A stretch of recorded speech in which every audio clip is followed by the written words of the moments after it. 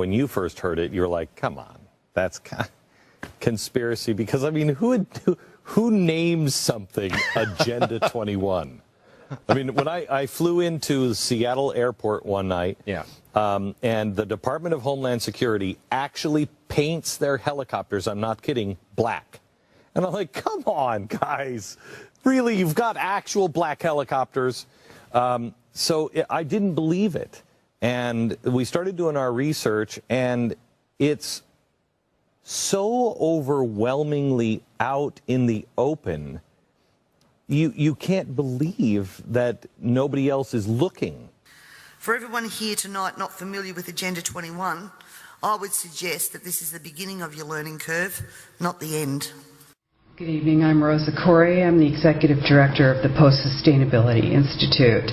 And I'm glad to be here tonight. It's an important night because we're drawing something out of the shadows. And it's important to talk about it. It's not a conspiracy theory, it's a conspiracy fact. This is Agenda 21. This is the United Nations plan. It's a 300-page, 40-chapter plan. And ICLEI was created in 1990 prior to this plan's adoption to implement United Nations Agenda 21, Sustainable Development worldwide. Sustainable development is a term that was defined by the United Nations, and all of these terms come out of the United Nations. Smart growth is part of the United Nations Agenda 21. Your general plan elements are designed in accordance with United Nations Agenda 21 principles. The plan restricts your choices, it limits your ability to govern yourself, and it takes away your freedom. This seems like a rhetorical statement, but it really is not. This is actually what this plan does. And using the cover of environmental concern, our private property rights and our civil rights have been diminished, and they will continue to be so unless we call a halt to it. ICLEI is the International Council for Local Environmental Initiatives, but it changed its name so that you wouldn't know that it's international. It seems like all of these things seem like they sound so good. Sustainable development, green, vibrant, walkable, bikeable. You know, how could you be against that? But really, when you know about this plan, it is really very serious. Did you know that there's regional plans all across the nation right now that are being rolled out that are all exactly the same? They're all in alignment with the principles of UN Agenda 21. And ICLEI is their agent. An NGO is an affiliate of the United Nations. That's what that means. They're not part of this government. They're outside, coming from outside of our nation. And they don't have the best interests of Americans at heart. What they're going for is 11 regions in North America, not states, not our 50 states, 11 regions. They will be appointing people to do the planning and the running and the operation of those regions through the United Nations. The International Council of Local Environment is an oxymoron to me. What does the International Council have to do with our local environments? On the ICLEI website, it says 200 local governments from 43 countries convened at our inaugural conference, the World Congress of Local Governments for Sustainable Future at the United Nations in New York. I think there's a connection. Wouldn't you agree, Mr. Mora? I am patently against ICLEI and Agenda 21, and I urge the city, as a resident, to withdraw your membership. That's not to say give up your green programs. That's not to say give up striving to have a better environment. But disconnect from this organization. It is not good. This isn't about green. Green is just the guise. Green is just the guise until we open our eyes and realize that control is how the people that you're working for really roll. Here is the Local Agenda Planning Guide, ICLEI.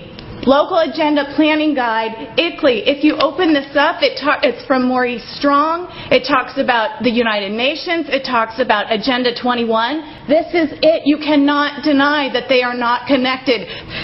Neither the United States Congress nor the American people have voted for Agenda 21's implementation. They are there to indoctrinate people on the local level and bring it up through the state until it's a reality. And these people are all here tonight because they sense the same jeopardy. I hope that you understand this is bigger than all your tree questions and your trash disposal or anything else. Former President of the United States, George Bush Sr. said, effective execution of Agenda 21 will require a profound reorientation of human society, unlike anything the world has ever experienced. A major shift in the priorities of both governments and individuals, and an unprecedented redeployment of human and financial resources.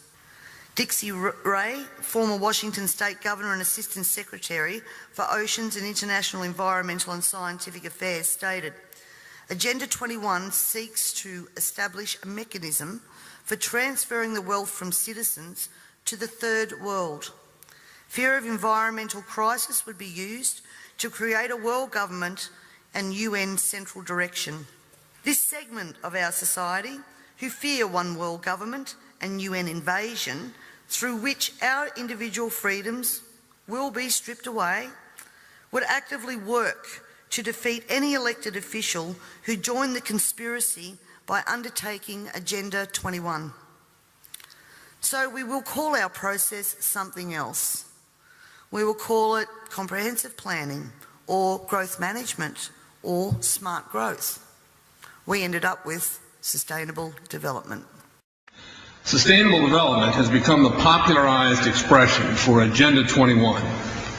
Agenda 21 is the 1992 United Nations Rio Declaration on the Environment and Development. It is the agenda for the 21st century you're living in today. For a brave new world where everything that you cherished and held true will no longer exist. Agenda 21 defines itself as the comprehensive plan of action to be taken globally, nationally, and locally by organizations of the United Nations systems. It also elevates nature above man. And it contains something called the precautionary principle, where basically you're guilty until you're proven innocent. Sustainable development is the philosophy designed to bring human beings across the globe under the full control of a narrow human elite. It's a 40-chapter document to basically control the world. It's based entirely on socialist control mechanisms. Sustainable developers have designed a global movement coordinated through a global to local action plan to create world government in accordance with certain objectives. The focus of sustainable development is the abolition of private property, societal undermining of the family, and abandonment of the constitutional protection of unalienable rights as described in the Declaration of Independence. You see, I sat on the Santa Cruz Agenda 21 committees. Now, this was a lot of crazy ideas. This was back in the mid-90s. Crazy ideas I heard. Mother Earth's surface wasn't to be scratched. Human beings were to be concentrated into human settlement zones. Educational systems were to focus on the environment as the central organizing principle. All aspects of life were covered. Well, I went to these committees at the request of some people who told me that I needed to understand what was going on, and I came back and I said, this is craziness. This is so silly. It has no chance of having any effect on our society. Well, I was wrong. The United States government's support for sustainable development, Agenda 21, is very clear.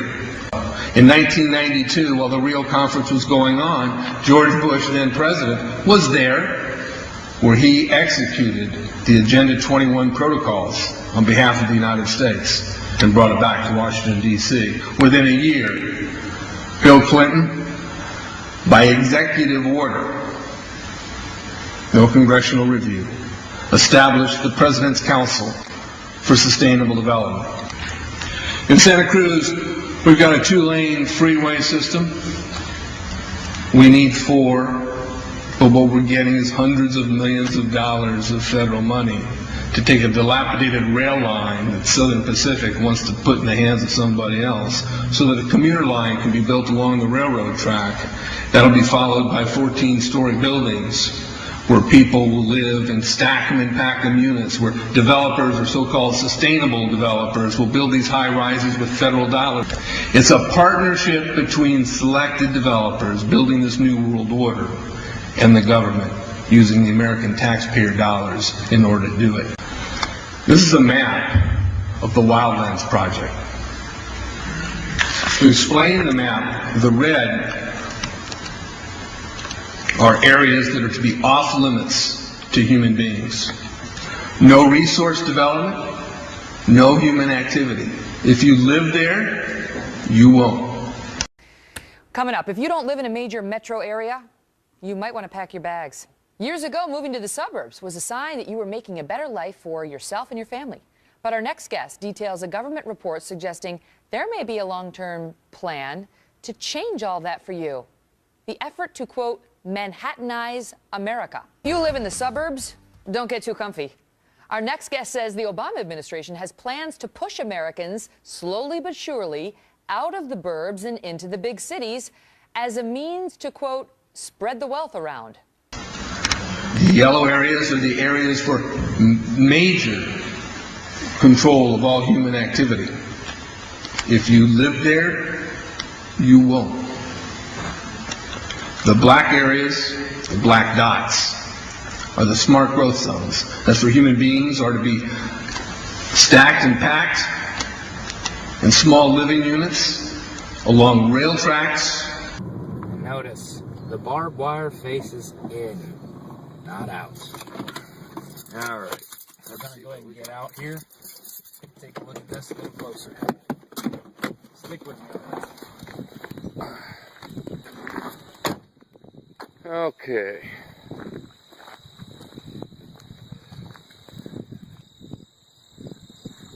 And these buildings are pretty massive. They could hold a whole lot.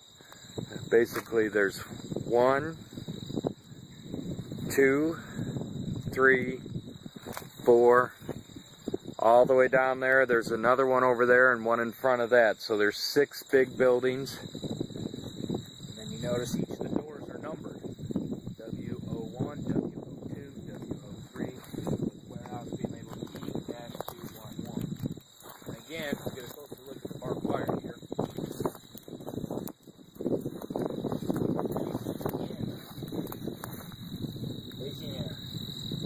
You can see the railroad tracks that go on the sides of all the buildings.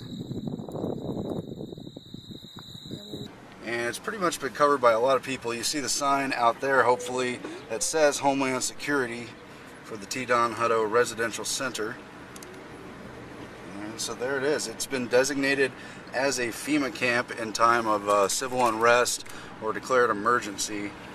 A stockpile of military vehicles were recently discovered occupying a secluded commercial property on the outskirts of Las Vegas, at the address of 5750 Sky Point Drive. It doesn't seem as if the Humvees and other military-grade vehicles are for sale, even though they are stationed at a former car dealership that has been stripped of its business logo and signs. It would appear as if the equipment is deliberately being hidden from the public on this secluded property surrounded by barbed wire fences. The front of the building, which can be seen while driving north on Interstate 95 while departing from Vegas, is littered with pedestrian vehicles. After closer investigation, it was clear that the former United Dodge dealership is some sort of military station, judging from the soldiers on the property all dressed and outfitted in army fatigues. However, there is no clear indication or signage posted certifying that it is a United States military base. One 18-year-old boy named Jonathan, who lives in the area, proclaimed the military has been there for 6 months now. His friends added, "We think it's a secret undercover operation or military base." Charlotte Iserby, I owe you an apology. I did not believe for the longest time it was a deliberate dumbing down. I thought the dumbing down was a natural consequence of a bad idea. Folks, it's deliberate. It's deliberate. The sustainable globalist goal is the orchestration of a planned fall of American principles, values, and lifestyles. The effect on the average American will be devastating. With modernizing technology, the ordinary person will live without independence, privacy, or substantive rights. This government has been working overtime to take away our rights to common law through many pieces of legislation. Common law is what guarantees us an ability to correct injustices. This coming year, I promise you, you will also hear debate over a number of pieces of legislation that will further erode our common law rights. And you have to get behind me on this, ladies and gentlemen, to stop this from going through. As Agenda 21 became more and more apparent to me, I began using the line in Parliament, the government was now declaring war on its own citizens. And that goes back as far as 2008. This, of course, led me to being labelled a conspiracy theorist. But here we are now, openly talking about Agenda 21 and the ramifications we will see in a short period of time if this is not stopped in its tracks. The environmental crisis will be the international disaster that will unlock the new world order, one world government.